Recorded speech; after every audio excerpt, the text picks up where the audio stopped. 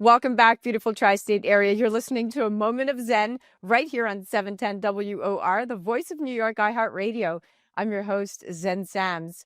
Welcome back to the Hydration with Heart segment brought to you by Once Upon a Coconut, the better-for-you beverage that fuels your body and uplifts your soul with a taste of tropical escape in every sip. Today, we're diving into the power of reinvention, a journey that's rarely linear and often misunderstood in the age of likes, algorithms, and fleeting fame. And my guest today is no stranger to that journey. Greg Davis Jr., known to millions as Klarity, rose to digital stardom on the now-defunct Vine platform with over 4 million followers, becoming one of the internet's earliest viral sensations. But when the platform collapsed, so did the illusion of stability. Greg faced the sobering reality of rebuilding from scratch, emotionally, creatively, and professionally.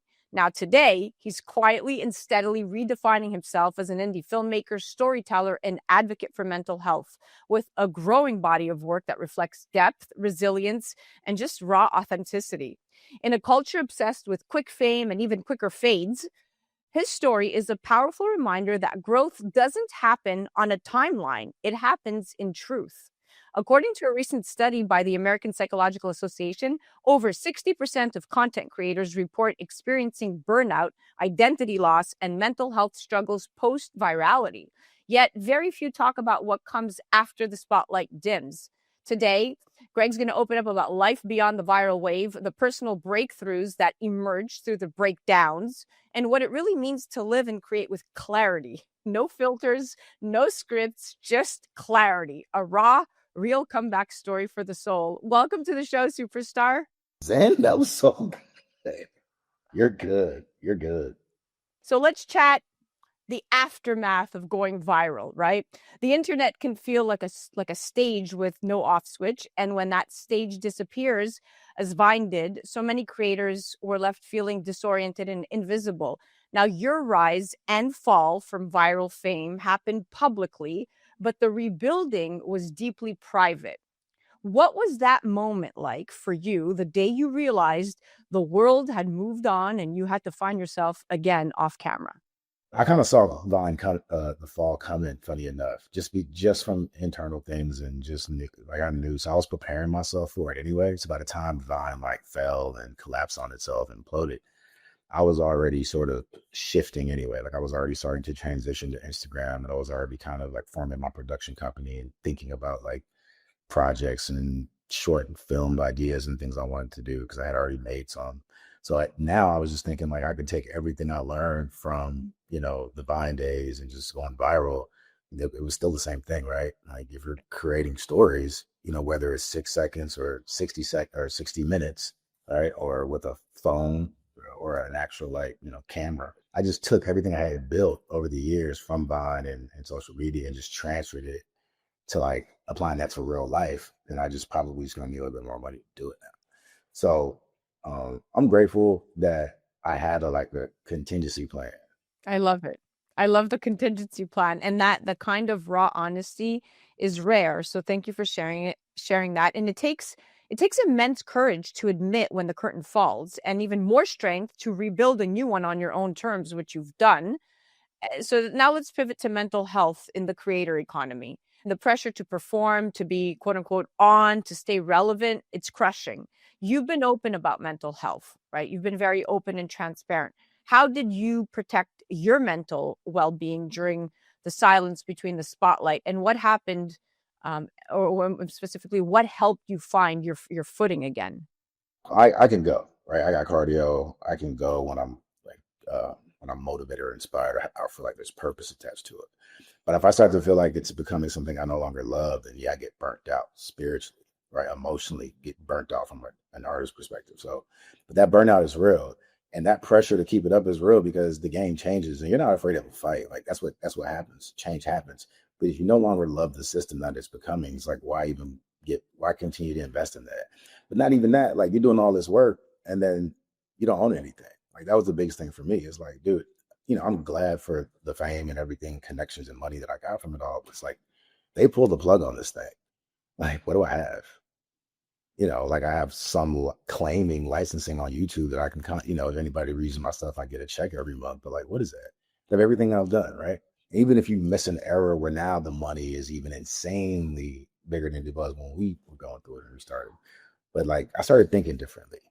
So, you know, um, so one of the things that helped me, number one, was like, I guess being so purposeful and so passionate about like wanting to control my life. I feel like I wanted to control my IP, control the content that I worked hard for to put out there because that's your legacy when you leave.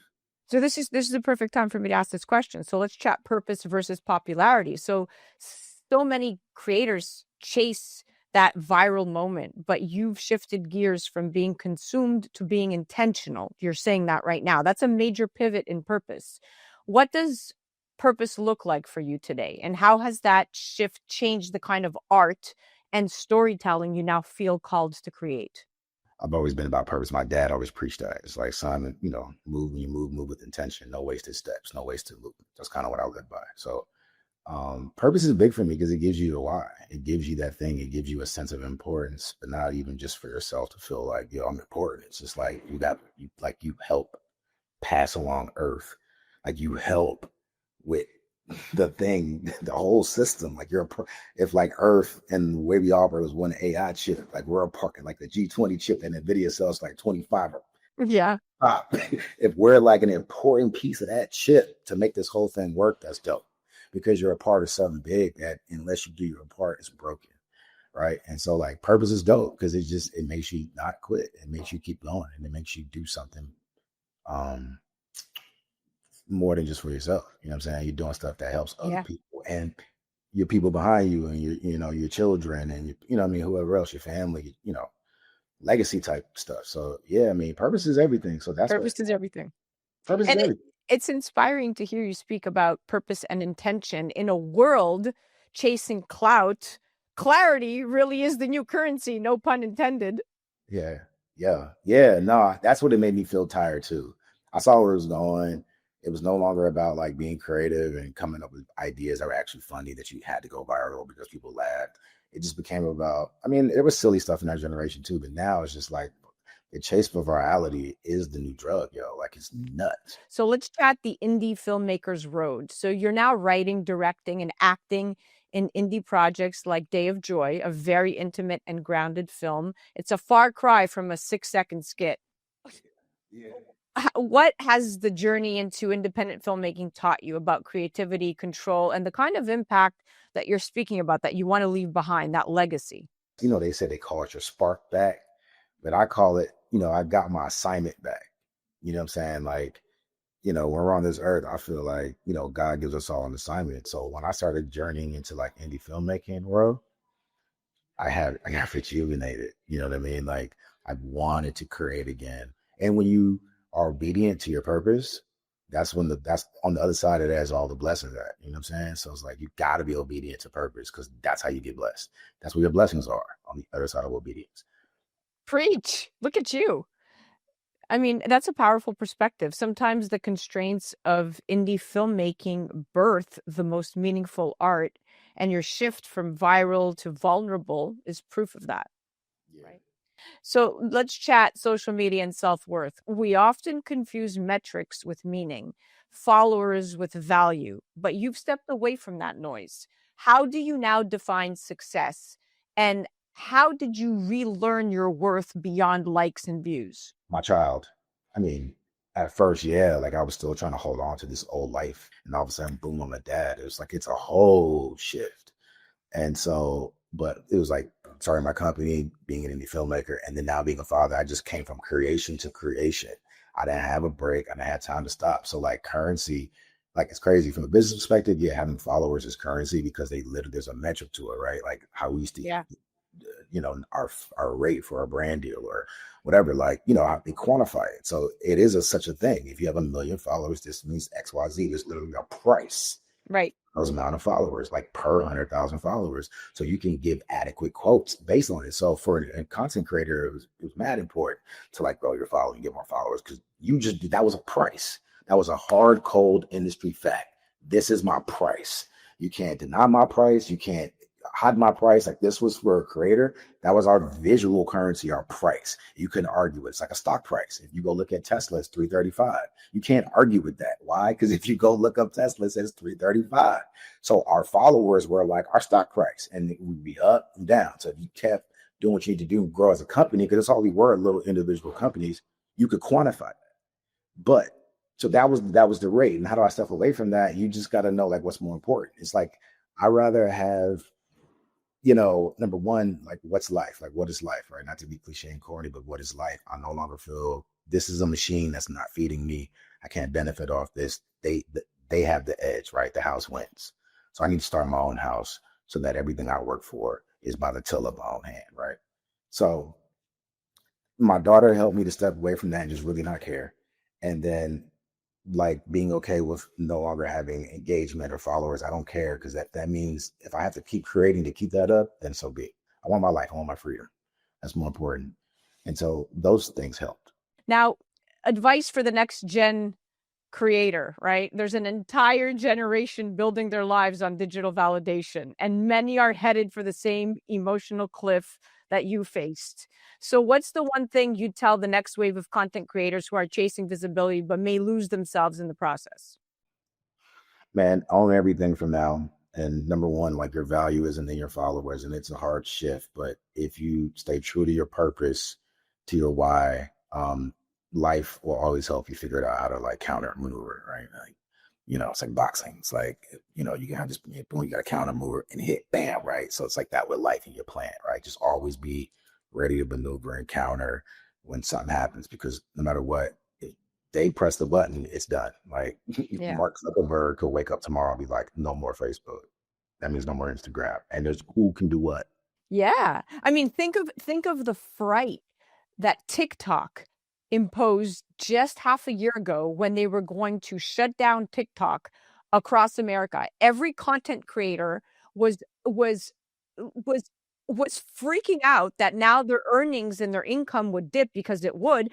And they knew they relinquished control to ByteDance, owned by the Chinese government. They know this. And of course, that was a perfect opportunity for Trump to come in and be the superhero and save the day, because now he got an entire generation that really wasn't on board with him, perhaps the younger ones, to now go, yay, he saved TikTok. We love him. I mean, my 9-year-old daughter knows him because he saved TikTok. It's crazy. It's great. Trump saved TikTok. That's hilarious. Yeah, apparently.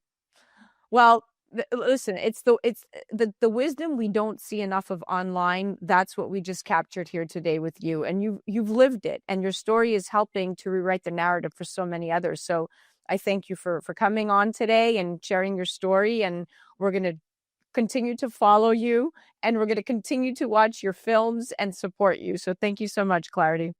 Man, this was a wonderful interview. Thank you for, I'm just a conversation. This is a wonderful conversation. Thank you for your questions. And you can follow him on the gram at Klarity with a K, Klarity, and keep an eye out for his projects through his Linktree. You can go directly on Linktree/Klarity. And if you're looking for real talk, real heart, and real artistry, this is where it's happening. momentofclarity.com. And also remember, this Hydration with Heart segment was brought to you by Once Upon a Coconut.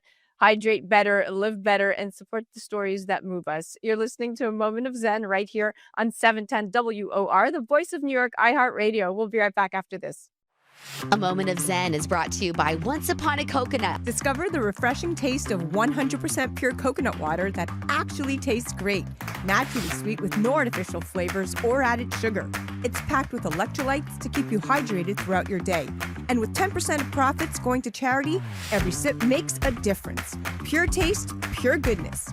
Experience nature's Gatorade. Visit Once Upon a Coconut or naturesgatorade.com.